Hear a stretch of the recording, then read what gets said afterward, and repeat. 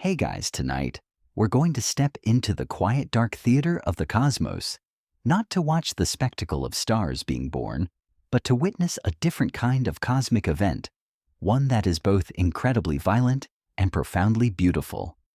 We're going to watch two black holes collide.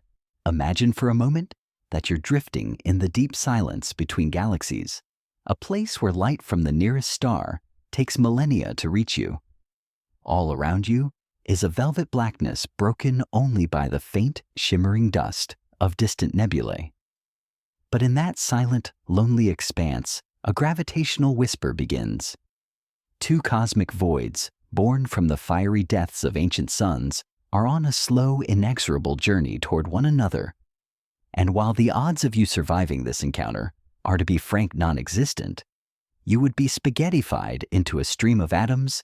Before the main event even began, we're going to watch it all from the safety of our imagination, where we can truly feel the immense, beautiful terror of it all. So before you get comfortable, take a moment to like the video and subscribe, but only if you genuinely enjoy what I do here.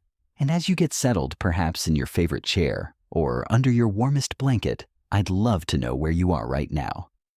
Drop a comment with your location and the local time. It's a small thing, but it reminds us that while we're exploring these grand universal stories, we're all here together under the same vast sky. Now let's begin our story, not with a bang, but with a whisper. The whisper I speak of is one of gravity, a silent song sung by the universe itself. We begin our journey not at the moment of impact, but far, far before it. We're looking at two black holes, twin monarchs of nothingness, separated by a truly unimaginable distance. For now, they are just two isolated, incredibly dense points in the vast tapestry of spacetime. But they are not static. The universe, in its elegant and constant motion, has set them on a collision course. They are drawn to each other by an invisible, yet utterly inescapable force. This is the first chapter of our story, the slow, deliberate dance of infinite gravity. To truly understand this, we need to think about gravity, not as a force that pulls, but as a distortion in the very fabric of existence. Imagine the universe as a vast, taut trampoline. If you were to place a marble on it, it would create a tiny dent. Now, if you roll another marble nearby, its path would be bent by that dent. A black hole, on the other hand, is like dropping a bowling ball onto that same trampoline. It creates a deep, profound well, a chasm in the fabric of space-time. And now imagine two bowling balls each, creating its own immense chasm, slowly beginning to roll toward one another. Their dance is not one of conscious choice, but of following the curvature of the space around them, a path laid out by their own immense mass. This slow gravitational ballet is the initial phase of our collision. The two black holes orbit each other at a leisurely pace, their combined mass warping the very architecture of the cosmos around them. From our distant imaginative vantage point, we might see stars and galaxies in the background appear to be bent and stretched as their light travels through the distorted space-time near the black holes. This phenomenon, known as gravitational lensing, is one of the most powerful and beautiful confirmations of Einstein's theory of general relativity. It's a vivid reminder that what we perceive as empty space is anything but. It is a dynamic, elastic medium, and gravity is the sculptor. A core concept of our journey is the idea of gravitational waves. These are not just theoretical constructs, they are real ripples in the fabric of space-time itself. In the beginning, when the two black holes are far apart, these ripples are incredibly faint, like the softest plucks of a deep-sea harp. As the black holes orbit one another, they are essentially shaking the trampoline of space-time, and that shaking sends waves outward at the speed of light. These waves carry energy away from the system, causing the black holes to slowly lose energy, and as a result, to spiral closer and closer together. It's a delicate, almost imperceptible process. At first, like two dancers taking their first tentative steps. Over millions or even billions of years, this orbital dance tightens. The closer they get, the faster they orbit, and the more powerful the gravitational waves they emit become. This brings us to a fascinating and little-known scientific fact. Black holes, contrary to their name, are not entirely black. They emit what is known as Hawking radiation, a theoretical form of thermal radiation.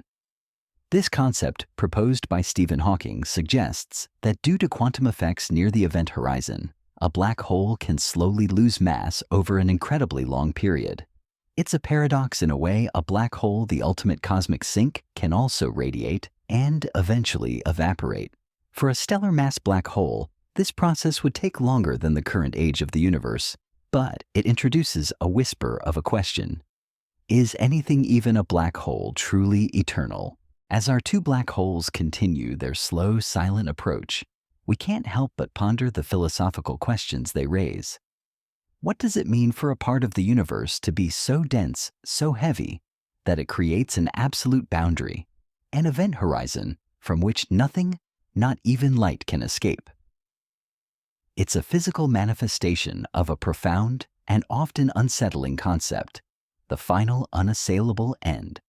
It is a point of no return, a place where all of our familiar laws of physics, our understanding of space, of time, of matter itself, begin to break down and become something entirely different.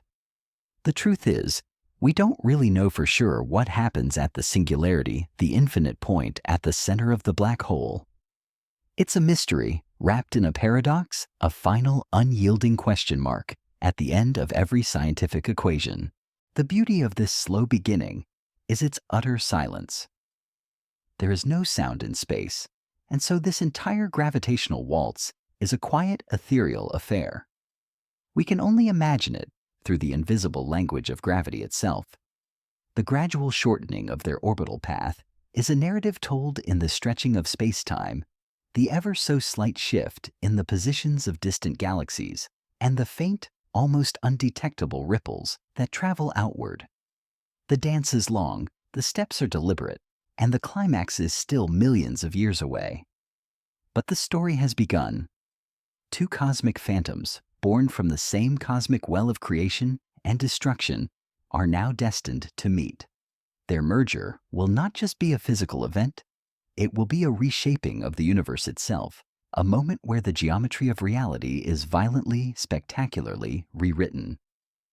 We are privileged to be the quiet observers of this dance, a dance that for now is only a whisper in the cosmic dark. We watch as the chasm in the fabric of space-time created by one black hole slowly draws closer to the chasm created by the other. Their individual spheres of influence beginning to overlap, to touch, and to feel the first gentle pull of their shared destiny. This is the first chapter in a long, beautiful, and terrifying story. The whispers of gravity, once so faint, begin to grow louder now. We're moving closer to our celestial ballet, and as we do, the fabric of space-time reveals more of its secrets. We spoke of the universe as a vast, taut trampoline, and the black holes as bowling balls creating deep chasms. Now let's push that metaphor further, but with a new layer of understanding. Imagine that trampoline isn't just a flat two-dimensional surface, but a three-dimensional tapestry woven from the very essence of space and time. This tapestry is flexible, elastic, and alive. A black hole isn't just a dent. It's a profound, swirling vortex that pulls at the threads of this tapestry, stretching and distorting them in every direction. This is the core concept of our current exploration, the whispers of space-time. As the two black holes spiral closer, their individual distortions of the space-time fabric begin to interact and overlap. This isn't a gentle, polite meeting. It's a fundamental tearing and stretching of the very structure of reality. Imagine those two bowling balls on the trampoline again. As they get closer, their individual dents merge into a single, deeper, more complex depression. The fabric between them is pulled taut, and the ripples of their movement become more pronounced. This is what's happening on a cosmic scale. The immense gravitational pull of each black hole is no longer just affecting its immediate surroundings. It's reaching across the void and influencing the other, creating a dynamic, ever-changing gravitational field. This interaction is what generates the gravitational waves we spoke of earlier. Think of it like this: the two black holes are dancing, and their dance floor is space-time itself. As they twirl and spin, they are literally shaking the dance floor, and those shakes, those gravitational waves, propagate outwards, carrying energy away from the system. This loss of energy is the engine of their collision. It's a beautifully simple, yet profoundly powerful mechanism. The more energy they radiate in the form of gravitational waves, the tighter their orbit becomes. It's a feedback loop. Tighter orbit leads to more powerful waves, which leads to an even tighter orbit. This process accelerates over time, a slow, inevitable march toward the cataclysm. A curious and lesser-known fact about these gravitational waves is that they are not just simple ripples. They have a specific signature, a kind of cosmic fingerprint that can tell us about the objects that created them. The frequency and amplitude of the waves. How often and how intensely the space-time fabric wiggles depend on the mass of the black holes and their orbital speed. In fact, the very first direct detection of gravitational waves by the LIGO collaboration in 2015 was the sound of two black holes colliding. It was a faint, almost musical chirp that lasted for a fraction of a second, a sound that confirmed a century-old prediction of Einstein's. It was the universe singing its own song, a song of immense violence and profound beauty, a song that was for the first time heard by humanity. This leads us to a philosophical and scientific puzzle. If space-time is a tangible, flexible tapestry and black holes are tearing and stretching it, what happens to the threads that are pulled inside the event horizon? This is a question that physicists still grapple with. The event horizon, as we'll explore in the next section, is the point of no return. But what about the fabric of space-time itself that gets pulled across this boundary? Does it simply vanish from our universe? Does it become part of the singularity? The truth is, we don't really know for sure. It's one of those beautiful unanswered questions that reminds us that our understanding of the universe, while vast, is still deeply incomplete. Our two cosmic dancers, once so far apart, are now close enough that their silhouettes in the cosmic dark are beginning to be perceptible to our imaginative eye. We see not just one swirling vortex, but two, their gravitational wells now interlocked. The space-time tapestry between them is no longer a gentle curve. It's a bridge of extreme distortion. Imagine standing on a bridge where the ground beneath you is constantly shifting and stretching. The stars in the background, once a stable backdrop, are now being pulled and warped their light, bending around the immense gravitational fields. This is a stark reminder of another core concept, the nonlinearity of gravity. Newton's gravity was a simple, elegant force, but Einstein's general relativity tells us that gravity isn't just a force. It's the geometry of space-time itself. And this geometry is not static. It changes dynamically in response to mass and energy. So as the black holes move, they aren't just pulling on each other. They are changing the very rules of the game with their every movement. The closer they get, the more distorted the space-time fabric becomes, and the more violently it is forced to move and undulate. It's a spectacle of pure, unadulterated geometry in motion, a dance of curves and lines on a scale we can barely comprehend. This slow, inexorable tightening of their orbit is a long, winding road to the inevitable. For now, the dance is still one of two distinct partners. They have their own rhythms, their own gravitational pull. But we can feel, even from our distant, safe vantage point, the growing tension in the fabric of space-time. The whispers are no longer whispers. They are a low humming drone, a prelude to the coming crescendo.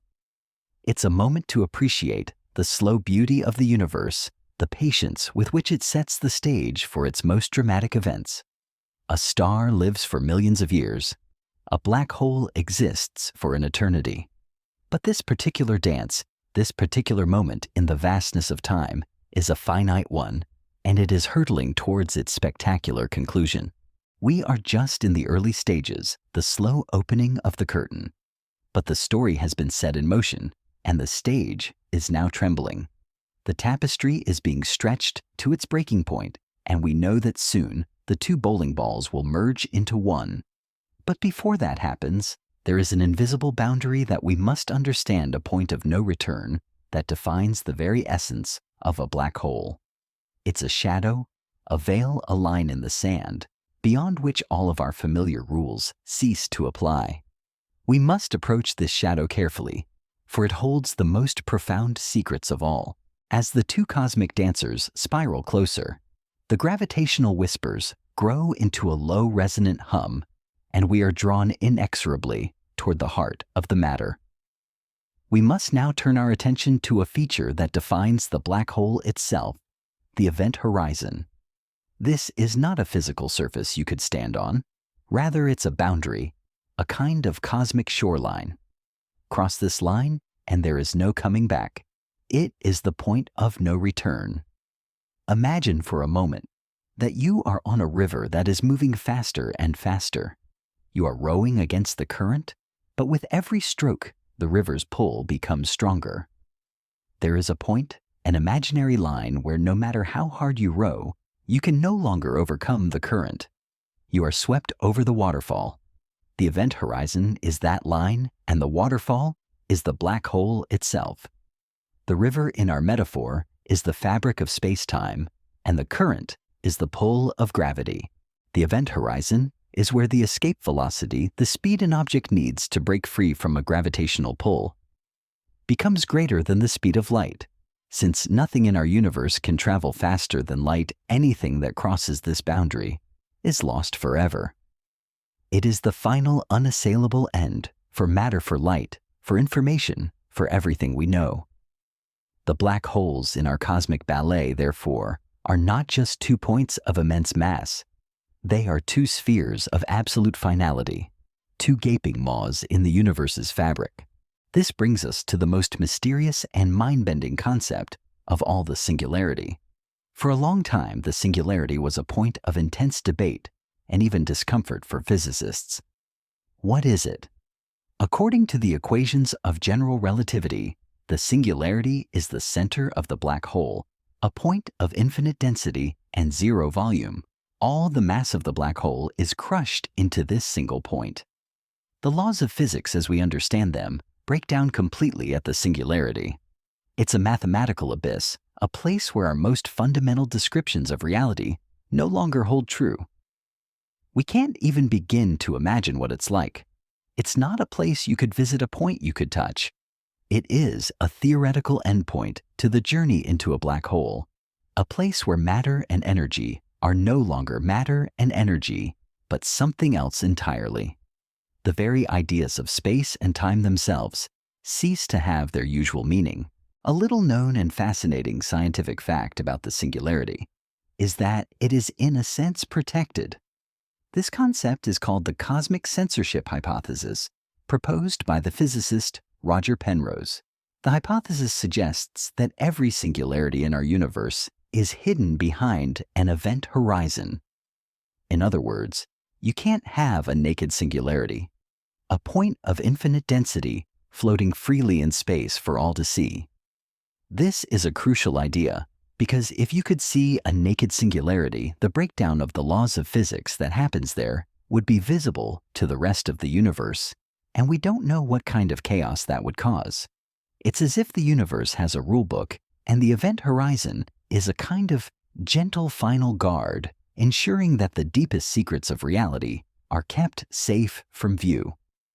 But this is still a hypothesis, not a proven fact, and it raises a profound philosophical question. Does the universe have a fundamental self-protective mechanism? Does it have a rule that prevents us from seeing the ultimate breakdown of its own laws? As our 2 black holes continue their slow, silent waltz, their event horizons are now beginning to touch. They are like 2 vast black bubbles in the fabric of space-time, their edges brushing against each other. The space between them is not empty.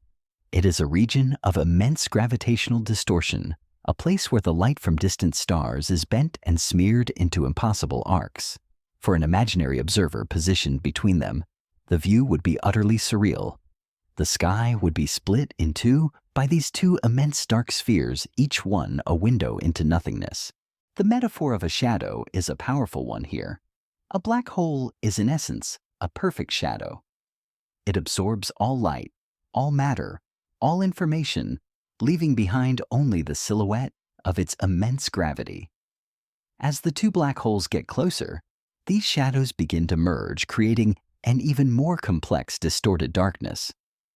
The gravitational pull on any object in this region would be so extreme that it would be stretched and torn apart, a process poetically called spaghettification. The force of gravity on your feet, for example, would be so much stronger than the force on your head that you would be stretched into a long, thin strand of atoms. It's a terrifying, beautiful, and inevitable fate for anything that strays too close. This slow, inexorable merging of their shadows and their spheres of influence is a prelude to the main event. It is a moment of profound significance, a resculpting of the very architecture of the cosmos. The event horizon is no longer just a boundary for one black hole. It's becoming a dynamic, complex, and eventually shared boundary for the two. The singularity within each black hole, that theoretical point of infinite density, is now drawn toward the other, setting the stage for a collision that will not just create a larger black hole, but will fundamentally redefine the geometry of spacetime in this region forever. The questions it raises about information, about the nature of reality, about the rules of the universe itself, are as vast and as deep as the black holes themselves. And the truth is, we are only at the beginning of our quest to find the answers. The slow, deliberate dance of our two black holes has now entered its most dynamic and beautiful phase. The quiet hum we heard in the background is no longer a hum. It's becoming a powerful, resonant roar. We're not hearing it with our ears, of course, but with our minds, with our understanding of the universe. This is the unseen orchestra of gravity, and its music is played on the very instrument of spacetime itself. As the black holes spiral ever closer, their speed increases dramatically. Their orbits, once leisurely and vast, are now tight, frenetic, and accelerating. Imagine a figure skater spinning. When their arms are outstretched, they spin slowly, but as they pull their arms in, their speed increases dramatically. Our two black holes are doing the same thing, but on a cosmic scale, and instead of pulling in their arms, they are drawn closer by the relentless pull of gravity, a force that they themselves are creating and perpetuating. With this increase in speed and the tightening of their orbit, the ripples in space-time, the gravitational waves we have been discussing, are no longer gentle undulations. They are immense, powerful waves, like the waves created by two massive ships circling each other in a calm sea. They are so powerful, in fact, that they are shaking the very foundation of the cosmos. This is the crescendo of the unseen orchestra. The frequency of the waves increases their amplitude. Their height grows, and the energy they carry away from the system becomes a torrent. To truly grasp this, let's use a different kind of metaphor. Imagine the universe as a vast, deep ocean and space-time as the water. Now imagine two colossal, invisible whirlpools spinning around each other. These aren't just small eddies. They are vortexes that stretch from the surface to the very bottom of the ocean. Their spin creates powerful concentric waves that travel outward in every direction. The closer the whirlpools get, the faster they spin, and the more violently the water around them churns, sending out even more powerful waves. This is what's happening with our two black holes and the gravitational waves they are emitting. The waves are not just a byproduct of the collision. They are the mechanism that is driving the collision itself.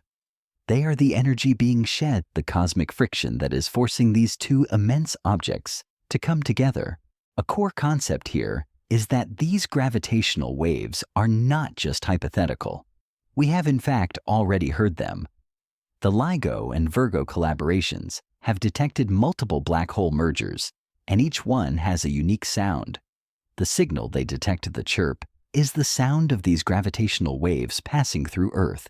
It's a beautifully poetic thing to consider. A century after Einstein first predicted these waves, we have built instruments so sensitive They can hear the final violent gasp of two black holes, millions of light years away. The sound starts low, the black holes far apart. It then rises in pitch and volume as they spiral closer, culminating in a final powerful pop as they merge into one. This pop is the most powerful single event in the history of the universe that we have ever detected. For that briefest fraction of a second, the power radiated in gravitational waves was more than all the stars in the observable universe combined. This raises a fascinating and perplexing scientific fact, the phenomenon of superradiance. While it's often associated with a single rotating black hole, the principles are at play here. In certain conditions, a spinning black hole can amplify incoming waves, extracting energy from its own rotation. It's a complex process, but the basic idea is that a black hole can, in a sense, act as a massive cosmic amplifier. This hints at the immense and still not fully understood energy potential of black holes. It raises the question, could a black hole, the ultimate sink, also be a source of immense energy under the right conditions? This is one of the many mysteries that the study of black holes and gravitational waves is helping us to unravel. As the two black holes get closer and closer, the distortion of spacetime around them becomes truly extreme. Time, a concept we hold so dear and constant, begins to behave in strange and beautiful ways. For an observer near the collision, time would seem to slow down, a phenomenon known as gravitational time dilation. Clocks would tick slower. The light from a distant star would be redshifted, stretched into longer, redder wavelengths. The world as they know it would be warped and distorted, a funhouse mirror of reality. The final question that this stage of the collision asks of us is a deeply philosophical one. As the gravitational waves radiate outward, carrying with them the history of this violent dance, are they also carrying something else? Are they a kind of cosmic memory, a faint echo of an event that will continue to ripple through the universe long after it is over?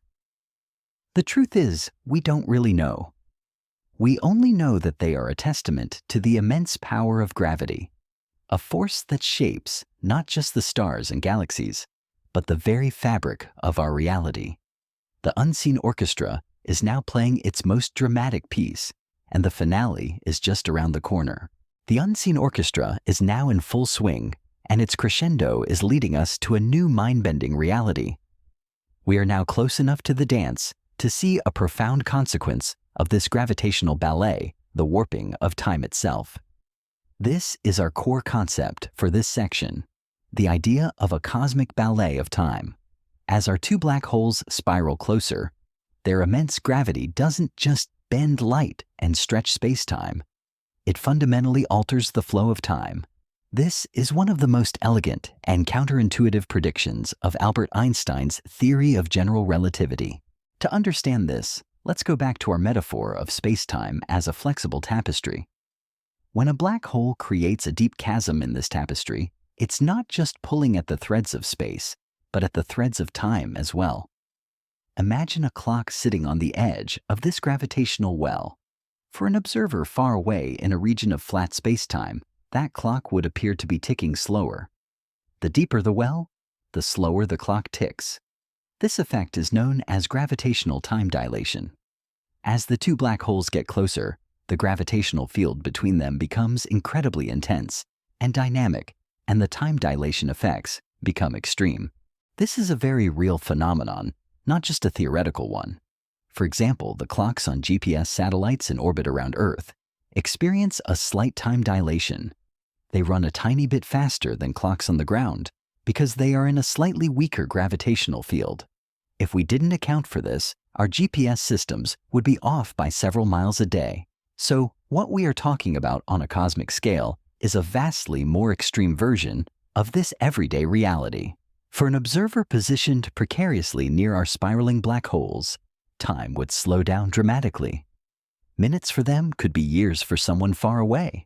This leads us to a beautiful and strange scientific fact, the gravitational redshift. Just as gravity can stretch time, it can also stretch light. When light escapes from a strong gravitational field, its wavelength is stretched making it appear redder. The stronger the gravity, the more pronounced the redshift. So for an observer near our colliding black holes, the light from distant stars and galaxies would be shifted to the red end of the spectrum, giving the cosmos a strangely ruddy stretched appearance. It's as if the universe itself is breathing in a slow, deep, red-hued gasp. This phenomenon is a direct consequence of time dilation, as the frequency of the light waves is affected by the slowing of time. This brings us to a profound philosophical question. If time is relative, and its flow can be altered by gravity, then is it really a constant universal measure? Or is it a personal, localized experience? The black holes in our story are not just physical objects. They are cosmic chronometers constantly and dynamically altering the flow of time around them. This raises a deep question that physicists still ponder.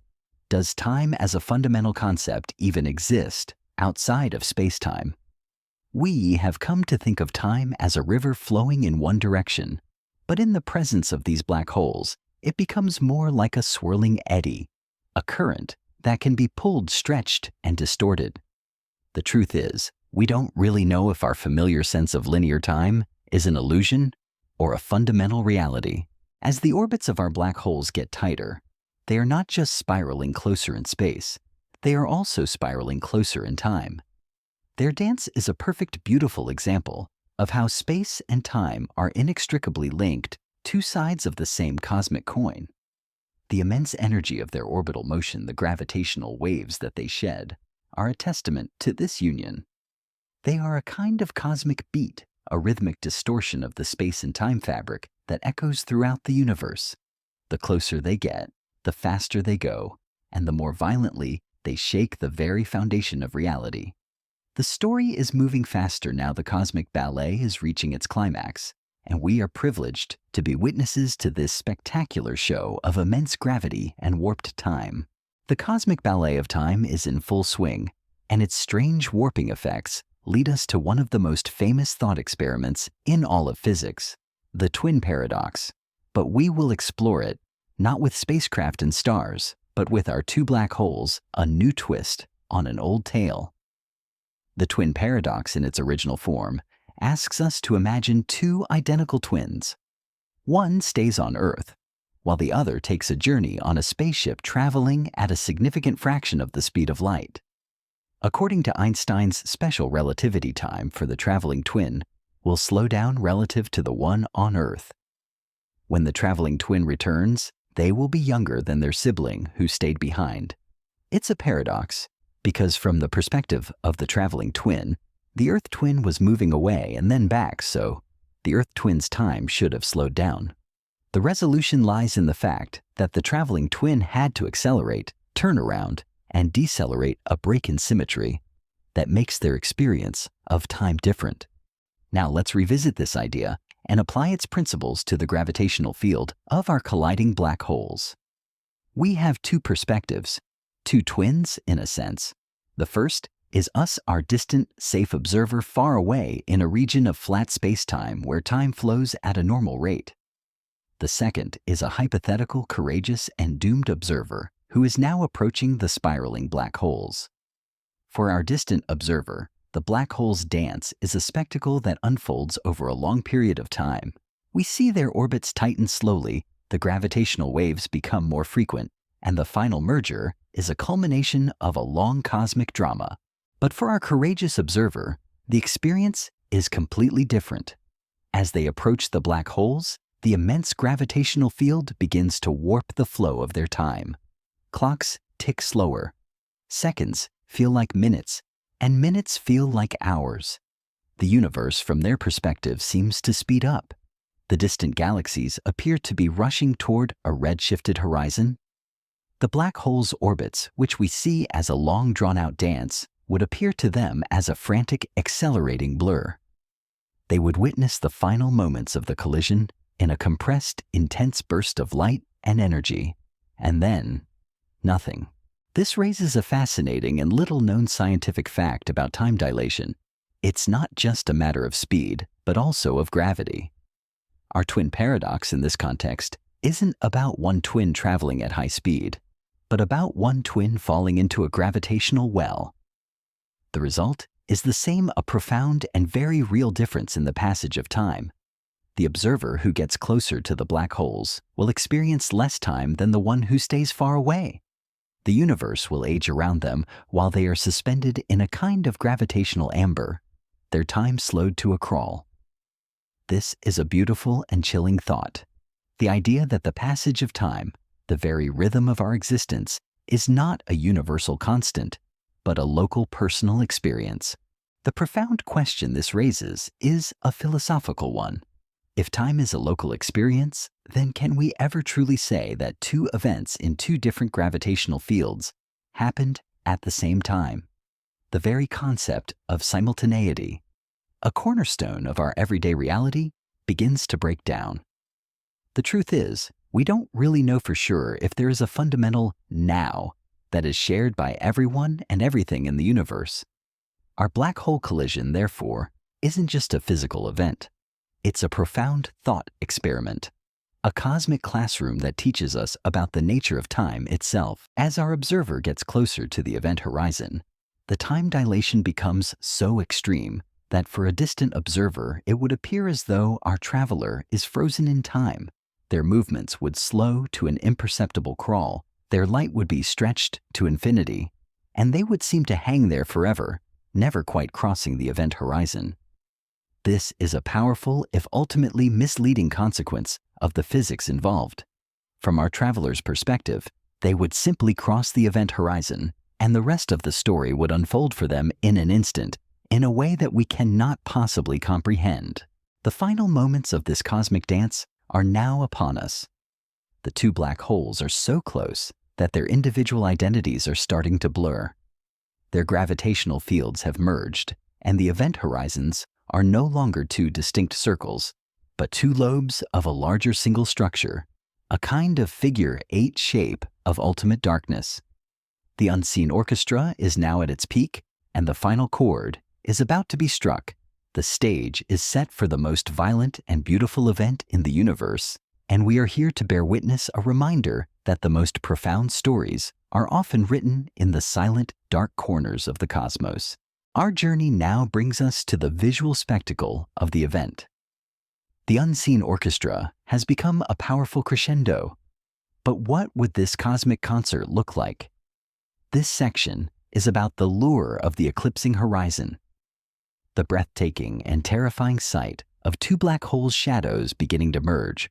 From our distant imaginary vantage point, we are now close enough to see the extreme bending of light caused by their immense gravity. The backdrop of the cosmos, the countless stars, the faint dust of nebulae, the distant swirl of galaxies, is no longer a stable, predictable canvas. It is being stretched, smeared, and bent into impossible arcs and rings. Imagine the sky as a painting, and the two black holes as two immense dark magnets placed behind the canvas. They are pulling the paint, the stars, and the galaxies into long, distorted streaks. This phenomenon is a more intense version of gravitational lensing, which we briefly touched on earlier. But here, with two black holes in close orbit, the effect is no longer a gentle warp. It is a violent, dynamic distortion. We would see the same distant galaxy appear multiple times in different parts of the sky, its light traveling around the black holes in complex pretzel-like paths. It is a dizzying, beautiful, and profoundly disorienting sight. The black holes themselves are not visible, of course. We cannot see them directly because they absorb all light. What we see instead is their shadow, their silhouette against the warped tapestry of the cosmos. As they get closer, these two shadows, two spheres of absolute nothingness, begin to eclipse each other. The space between them, the bridge of spacetime we spoke of, is now a region of profound distortion. The event horizons are no longer two neat circles. They are now two lobes of a larger, ever-changing figure 8 shape, a cosmic symbol of their imminent union. This is a powerful, yet little-known scientific fact. The shape of a black hole's shadow is not a perfect circle. It is a complex, dynamic shape, determined by its spin and the presence of other gravitational sources. The famous image of the M8070 black hole, for example, showed us a shadow with a bright ring of light around it, but the shadow itself was not a perfect circle. In our scenario, with two black holes in a tight orbit, their shadows would be constantly morphing and changing, a surreal dance of light and darkness on the grandest of scales. This raises a fascinating and beautiful question. If the shadow of a black hole is a window into the nature of spacetime itself, what new truths would we learn from the shadow of two colliding black holes? The truth is, we don't really know, but the thought alone is enough to send a shiver of awe down our spines. The view would be one of profound asymmetry. The immense gravity of one black hole would be pulling on the other, distorting its shadow. The light from a star behind one black hole might be bent and focused by the other, creating a brief intense flash of light, a kind of cosmic flashbulb. The entire scene would be in constant violent motion, a silent movie of a dance that is both elegant and terrifying. We are watching the ultimate eclipse, not of a sun by a moon, but of a cosmic void by another.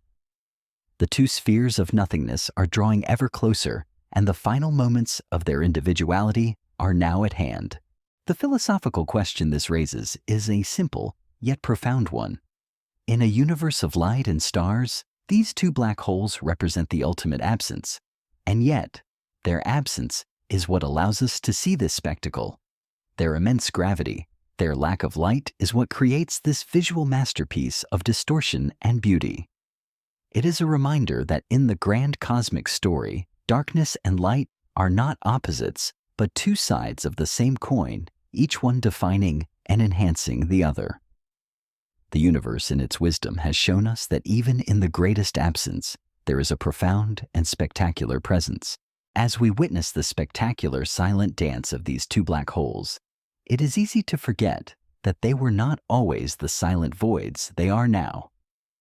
We have been watching the climax of their story, but we must now take a step back in time to the very beginning and explore the echoes of a dying star. This section is about understanding the birth of these cosmic monsters, a violent and beautiful process that reminds us of the profound cycle of creation and destruction that governs the universe. Every black hole is born from the death of a star, but not just any star.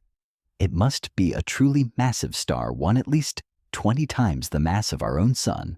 For its entire life, such a star is engaged in a powerful, desperate struggle. The outward pressure from the nuclear fusion happening in its core is constantly fighting against the inward pull of its own immense gravity. It is this balance, this cosmic tug-of-war, that keeps the star stable and shining brightly for millions of years. But a star's life is finite. As it burns through its nuclear fuel, it begins to age. It expands into a red supergiant, a bloated, majestic orb of dying light. Eventually, the fusion in its core stops. The outward pressure vanishes and gravity, the relentless winner in this cosmic battle, takes over completely. The star's core collapses in on itself with such speed and force that it rebounds in a spectacular explosion, known as a supernova.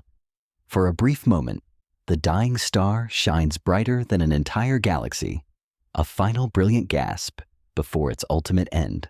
This is a beautiful and little-known scientific fact. The material forged in the hearts of these dying stars, the heavy elements like iron, gold, and uranium, are scattered across the cosmos in these supernova explosions. The very atoms that make up our bodies, the carbon, the oxygen, the iron in our blood, were forged in the hearts of ancient massive stars that died in violent explosions.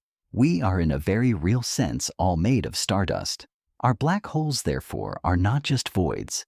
They are the compressed ultimate remnants of a star's beautiful fiery life, a testament to the fact that even in death, a star can give birth to something new. In the case of our story, two such massive stars were born in the same stellar nursery, a vast cloud of gas and dust. They lived out their fiery lives, perhaps in a binary system, a pair of stars orbiting each other.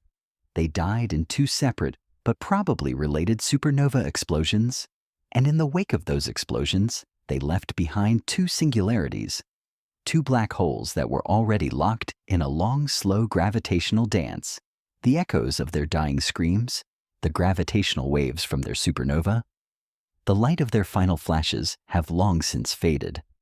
But their remnants, these two black holes have been on a journey toward each other ever since. This brings us to a profound philosophical question. If the universe is a cycle of birth, death, and rebirth, then what do these black holes represent? Are they the final unchangeable end, the ultimate sink of all matter and energy? Or are they a different kind of beginning, a cosmic seed from which a new kind of physics, a new kind of reality might one day emerge? The truth is, we don't really know for sure. The singularity within the black hole is a point where our current understanding of physics fails. It is a mystery wrapped in an enigma, a final beautiful question mark at the end of a star's life. As our two black holes spiral closer, we are watching not just a collision, but a reunion. It is the end of a long cosmic story that began with two suns, two fiery, beautiful lives that ended in a cataclysm. And now their compressed ultimate remnants are coming together in a final spectacular dance. The echoes of their birth, the long, slow, inexorable journey that has brought them to this moment, is a powerful reminder that every event in the universe, no matter how grand or how small, is a part of a much larger, much more profound story. The cosmic ballet has reached its climax. We have watched the slow, inevitable approach, the warping of spacetime, and the visual spectacle of the eclipsing shadows. Now, we arrive at the main event, a symphony of the impossible. This is the moment when the two spiraling black holes finally collide and merge, a cataclysmic event that creates not just a larger black hole, but also the most powerful burst of energy the universe has ever known. The final moments of the merger are incredibly fast, almost instantaneous. The two black holes, now spinning around each other at a significant fraction of the speed of light, are no longer two distinct entities. Their event horizons touch, a single new horizon forms, and the two singularities are drawn toward a new shared center. This is not a gentle fusion. It's a violent, spectacular unification. Imagine two immense, spinning vortexes of darkness, each one a tear in the fabric of reality, merging into a single larger and more powerful vortex. A core concept here is that this merger is not just a combination of mass. The energy of their orbital motion, the sheer unimaginable kinetic energy of two immense objects spinning so fast, must also go somewhere, and in this event, it is shed in the form of gravitational waves. As the two black holes merge, they send out a final immense burst of these waves, a chirp that is the most powerful single event in the universe we have ever detected. For a brief instant, the power radiated in these gravitational waves is more than the light from all the stars in the observable universe combined. It's a symphony of the impossible, a soundless scream of immense energy that ripples through the cosmos. This brings us to a beautiful and strange scientific fact. The final black hole that is created from this merger is not just the sum of the two original masses. Due to the immense energy that is shed in the form of gravitational waves, the final black hole's mass is actually slightly less than the sum of the two original black holes. This missing mass has been converted into pure energy, a perfect, elegant, and terrifying confirmation of Einstein's famous equation. The universe, in its own silent way, has performed the ultimate alchemy, turning mass into a ripple in the fabric of space-time itself. Another important point to consider is the spin of the final black hole. The two original black holes were likely spinning, and their orbits were also spinning. This all combines to give the final larger black hole a new immense spin. A spinning black hole is a fascinating object, creating a phenomenon known as frame dragging, where space-time itself is dragged around by the black hole's rotation. It's as if the black hole is a spinning ball of honey, and the space around it is stuck to its surface, being pulled along for the ride. The final immense black hole from our collision would be spinning incredibly fast, creating a vortex of space-time that is more extreme than before. This raises a profound philosophical question. If the universe is constantly creating and destroying, then what does this act of creation, this new larger black hole, represent? Is it an end, a final state of ultimate gravity?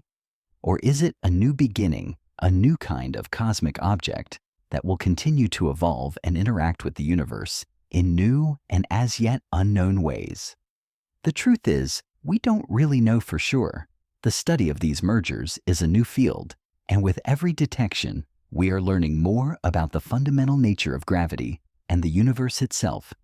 The symphony is over, the final chord has been struck, and the new single larger black hole is now a silent, massive monument to a violent, beautiful, and impossible event. The symphony has ended. The final chord has been struck, and the new larger black hole has formed. But our story is not yet over. The universe, which was violently shaken by this immense event, must now find a new equilibrium. This section is about the fabric mends itself, a process that occurs in the aftermath of the collision as the universe slowly settles back into a new, albeit warped, kind of cosmic silence. The most dramatic part of this mending process is the dissipation of the gravitational waves. The immense burst of energy that was shed in the final moments of the merger is now a powerful wave of space-time distortion traveling outward at the speed of light. This wave, which we have been listening to in our cosmic imagination, is not a permanent tear in the fabric of the universe. It is a ripple, a kind of cosmic echo that will slowly diminish in strength as it spreads out across the vastness of space. To understand this, let's go back to our metaphor of the trampoline. When the two bowling balls merge, they create a powerful jolt, a huge wave that travels out across the surface of the trampoline.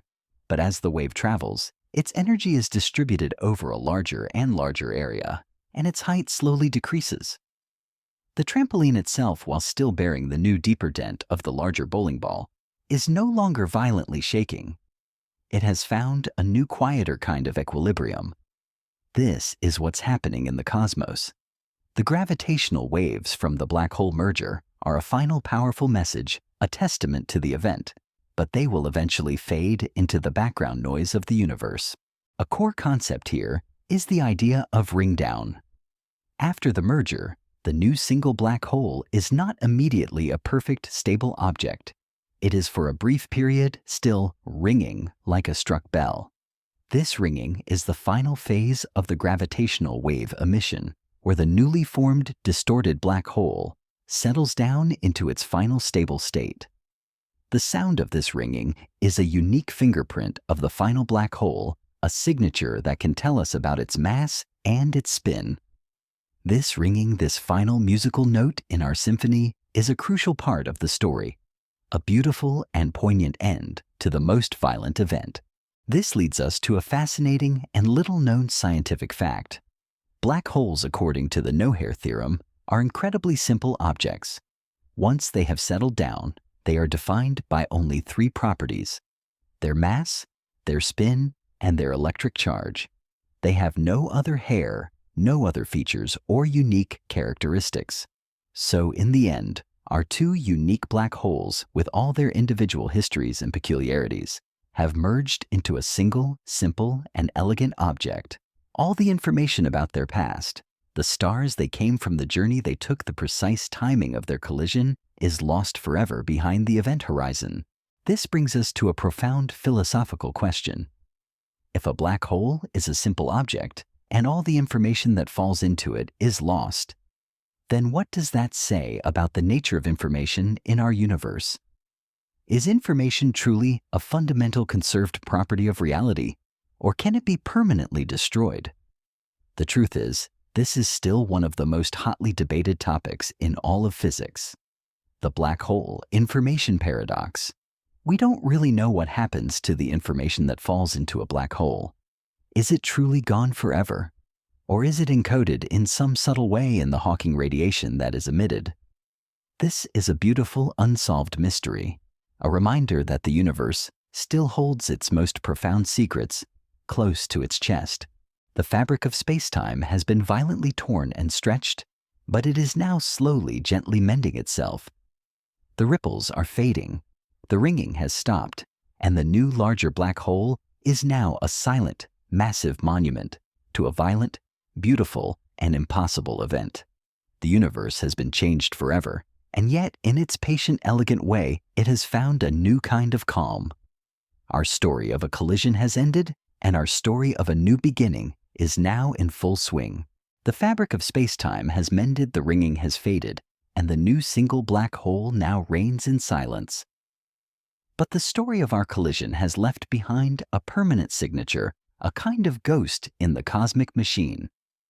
This section is about the cosmic memory of a collision, the lingering effects of the merger, and how the universe, in its own slow and elegant way, remembers the events that shape it. The most profound memory of this collision is the gravitational wave itself. It is no longer a powerful, violent burst, but a faint, gentle ripple in the fabric of spacetime continuing its journey outward at the speed of light. This wave, which began its life in the most powerful event in the universe, will continue to travel for billions of years, carrying with it a faint, almost imperceptible echo of the cataclysm that created it. It is a cosmic messenger, a kind of fossil record of a violent, beautiful past. To understand this, let's go back to our ocean metaphor. The two colliding whirlpools created a massive wave, but that wave, as it travels, becomes a gentle swell, an almost unnoticeable rise and fall in the surface of the water. But even as a gentle swell, it is still a wave, a tangible memory of the event that created it. For any distant future civilization with instruments sensitive enough, this wave would be a whisper from the past, a silent story of a collision that happened millions of light years away and millions of years ago. It is a beautiful and strange thought, the idea that the universe has a kind of cosmic memory, a faint, lingering echo of its most dramatic moments. A core concept here is that these gravitational waves don't just carry energy, they carry information.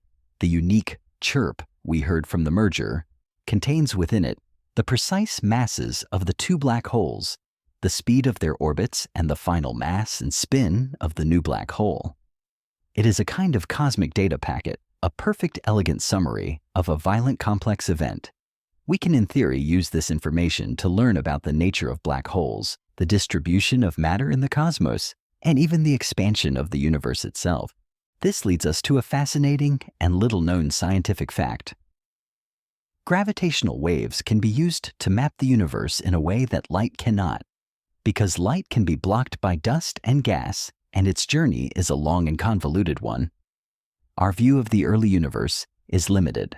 But gravitational waves, which are ripples in spacetime itself, travel unimpeded through the cosmos. They are a kind of cosmic X-ray, a tool that can show us the universe in its most violent, beautiful, and hidden moments. This is one of the most exciting new fields in physics, the study of gravitational wave astronomy, a new way of listening to the universe. This raises a profound philosophical question. If the universe has a memory, and it is written in the faint ripples of spacetime, then what else is out there? What other stories are waiting to be heard? What other cataclysms? What other creations? What other deaths have left their mark on the fabric of reality? The truth is, we are only at the beginning of our quest to find the answers. We are like children, just learning to read the first few words of a cosmic book that is billions of years old. The black hole collision in its end has given us a new way to listen, a new way to see, and a new way to understand the universe. The new black hole, now a solitary silent king in its corner of the cosmos, is also a part of this memory. It is a living monument to the collision, a new massive object that will continue to warp space-time, to pull on distant stars, and to influence the destiny of its corner of the universe for eons to come. It is a new chapter in the cosmic story, a powerful, quiet presence that reminds us of the beautiful, terrifying violence that created it. The echoes of the dying stars have faded, and the symphony of the impossible has ended. But the cosmic memory of a collision will linger forever. Our journey through the collision of two black holes has led us to the most profound and perhaps most frustrating mystery in all of modern physics, The question of lost information. We have established that a black hole is an incredibly simple object, defined only by its mass, its spin, and its charge. All the rich, complex, and intricate information about the matter that falls into it, the unique arrangement of atoms, the history of the stars it came from, the precise details of the collision, is seemingly gone forever. This is the heart of the black hole information paradox, quantum mechanics. The branch of physics that governs the behavior of atoms and particles tells us that information cannot be destroyed.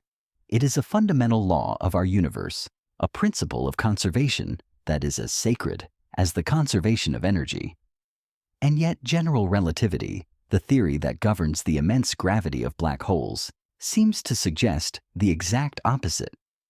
It says that once matter crosses the event horizon, it is irretrievably lost to the universe, its information gone forever. To understand this paradox, let's use a different kind of metaphor. Imagine you have a book, a priceless historical document filled with unique words and stories.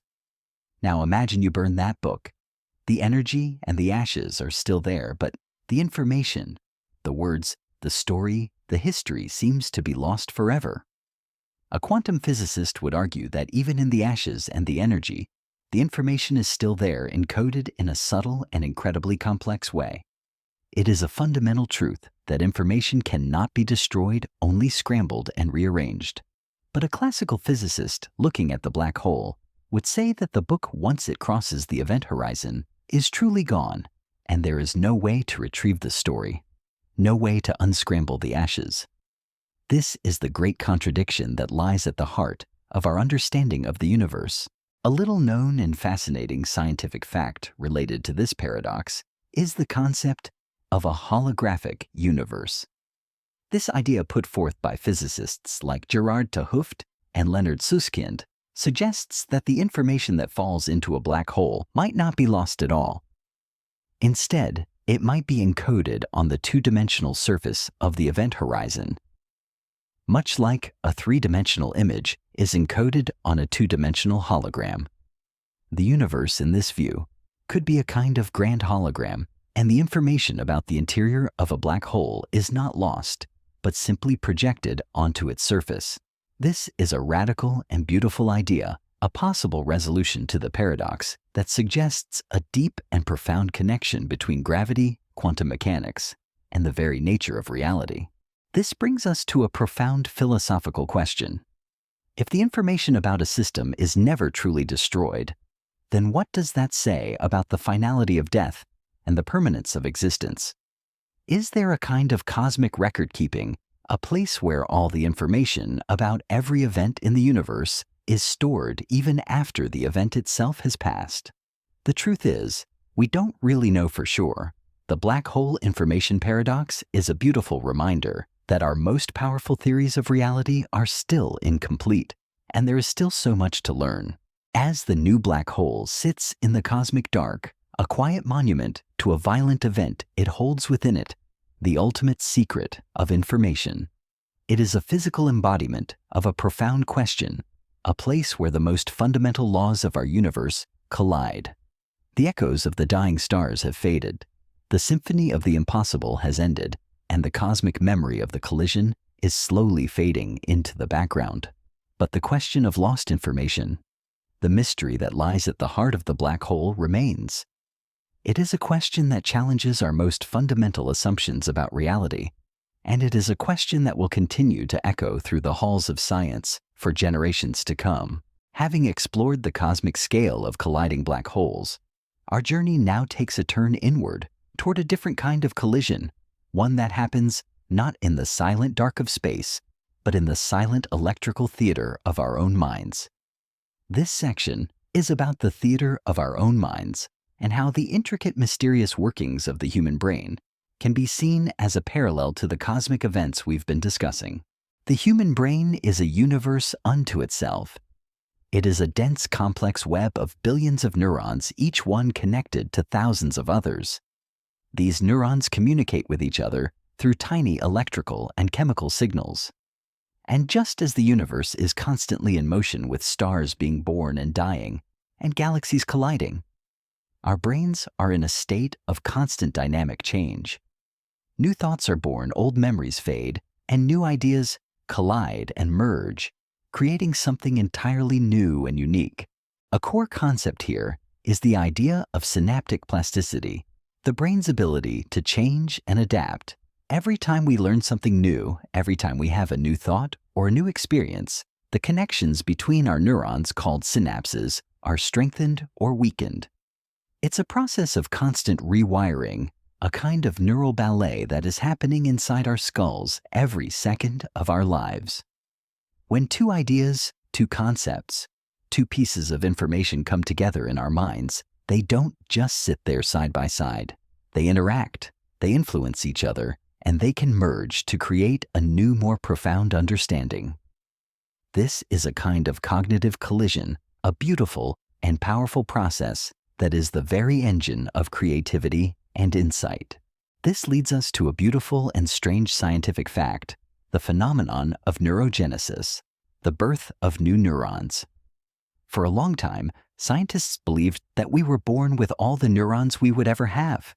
But we now know that in certain parts of the brain, new neurons are constantly being born. This is a kind of neural rebirth, a process that is in a very small way a parallel to the creation of new stars and the birth of new galaxies in the universe. It is a beautiful reminder that our minds, like the cosmos, are not static, but are constantly in a state of change and renewal. This raises a profound philosophical question. If our minds are a kind of miniature universe, a place where new ideas are born from the collision of old ones, then what is the nature of consciousness itself? Is it a kind of emergent property, something that arises from the complex interactions of billions of neurons, much like a black hole arises from the collapse of a star? Or is it something else entirely, a fundamental property of the universe that is simply manifested in our brains? The truth is, we don't really know for sure. The study of consciousness is still one of the final frontiers of science, a beautiful and complex mystery that lies at the heart of our own existence. As we drift toward the end of our story, we are left with a powerful parallel.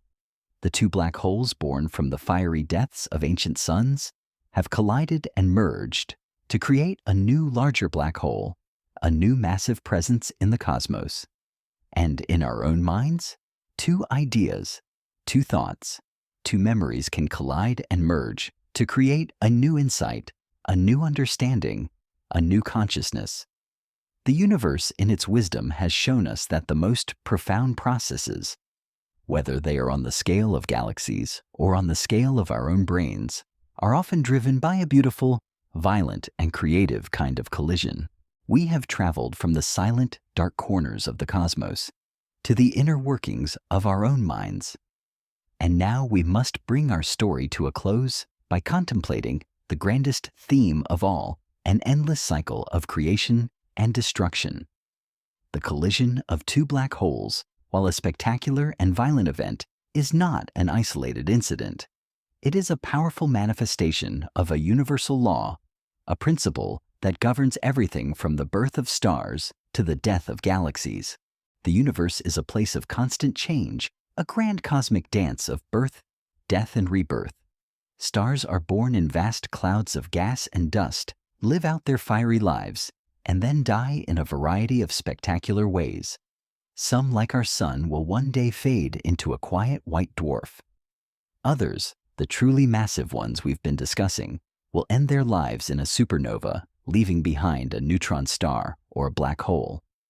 But even in their death, they are creating something new. The elements forged in their hearts are scattered across the cosmos, and these elements will one day form new stars, new planets, and perhaps even new life. A core concept here is entropy, a measure of disorder in a system.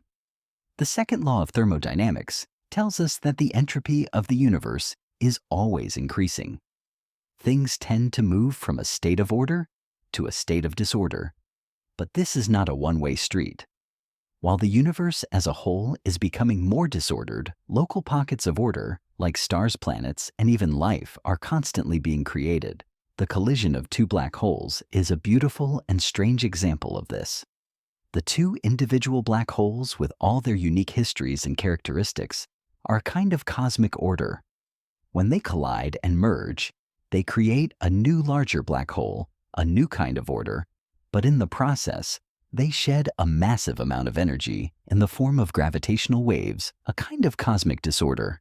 This leads us to a fascinating and little-known scientific fact. Black holes, in their own way, are not the final, unchangeable end. As we discussed earlier, they are slowly, incredibly slowly, evaporating through Hawking radiation. While this process would take longer than the current age of the universe for our new massive black hole, it is a powerful reminder that even the ultimate cosmic sink, the most perfect monument to finality, is not truly eternal. It too is a part of the grand cycle of creation and destruction, a slow, gentle return to the vacuum of space. This raises a profound philosophical question. If everything in the universe, even a black hole, is a part of this endless cycle, then what is the meaning of existence? Are we, as conscious beings, just a fleeting moment in a grand cosmic ballet that has no beginning and no end? Or is our existence, our ability to contemplate these grand questions, a unique and special moment in the history of the universe? The truth is, we don't really know for sure. But the contemplation of these questions, the ability to see our own story as a part of the larger cosmic story, is a profound and beautiful thing. The collision of two black holes is a powerful, elegant, and terrifying reminder of the grand cycle of creation and destruction. The echoes of the dying stars have faded, the symphony of the impossible has ended, and the cosmic memory of the collision is slowly fading into the background. But the new larger black hole remains a quiet, massive monument to the fact that even in the most violent and spectacular events, the universe is simply continuing its endless dance, and we are here to watch, to listen, and to contemplate. Our journey is now at its end, and as we contemplate the grand cycle of creation and destruction, we arrive at a final, gentle conclusion.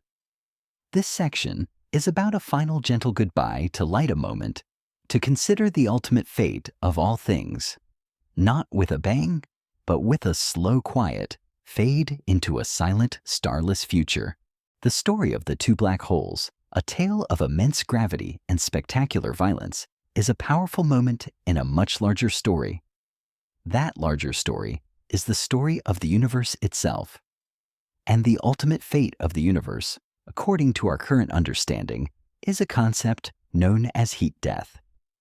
This is a future where the universe continues to expand, and as it does, it becomes colder and more dilute. The stars, which have burned brightly for billions of years, will eventually run out of fuel. They will quietly fade their light, traveling through a cosmos that is ever expanding and ever thinning. To understand this, let's use a final, gentle metaphor. Imagine a vast, warm room filled with a beautiful, intricate mosaic. The heat death of the universe is like that room, slowly, gently, and inexorably cooling down. The pieces of the mosaic, the stars, and the galaxies will slowly drift apart. The light, the heat, the energy that created them will dissipate into the cold, dark vacuum. Eventually, the last star will burn out, the last black hole will evaporate, and the universe will be a cold, dark, and empty place, a final quiet monument to a grand and beautiful past. This brings us to a beautiful and strange scientific fact, the phenomenon of vacuum decay. While this is a highly speculative theory, it suggests that the universe we live in might not be in the most stable state possible. At any moment, a bubble of a new, more stable vacuum could spontaneously appear, and this bubble would expand at the speed of light, fundamentally altering the laws of physics and the nature of reality within it. This is a terrifying and beautiful thought, the idea that our universe could end not with a whimper, but with a sudden, silent, and irreversible pop. This raises a profound philosophical question. If the universe's ultimate fate is a cold, dark, and empty void, then what is the meaning of all the light, all the stars, all the life that came before? Is the value of a thing determined by its permanence, or by its beauty, its existence in the moment. The truth is, we don't really know for sure, but the contemplation of a beautiful, finite existence in the face of an endless silent void is one of the most powerful and human things we can do. The story of the two black holes is over, and the story of the universe is a long and beautiful one. But for now, for this moment, we are here in the light. I'd like to gently guide you back from the great cosmic dark. We have been so far away for so long, and it is time to return. Remember the slow, quiet approach of the two black holes, the subtle hum of the unseen orchestra, and the final beautiful burst of light and energy that brought them together. Remember the quiet new black hole, a silent monument to a spectacular event. The universe has been changed forever, and yet it has found a new quiet kind of calm.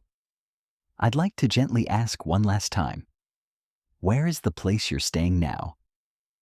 The time in that place at this very moment, how is it flowing? Feel the warmth of your room, the soft texture of your blanket, the steady rhythm of your own breath. You are here. You are now. The universe is a vast and mysterious place, and you in your quiet corner of it are a part of a beautiful ongoing story. And so, with the echoes of a cosmic symphony still whispering in the air, I hope you find a place of peace. Sleep well, my companion, wherever and whenever you are. Sweet dreams.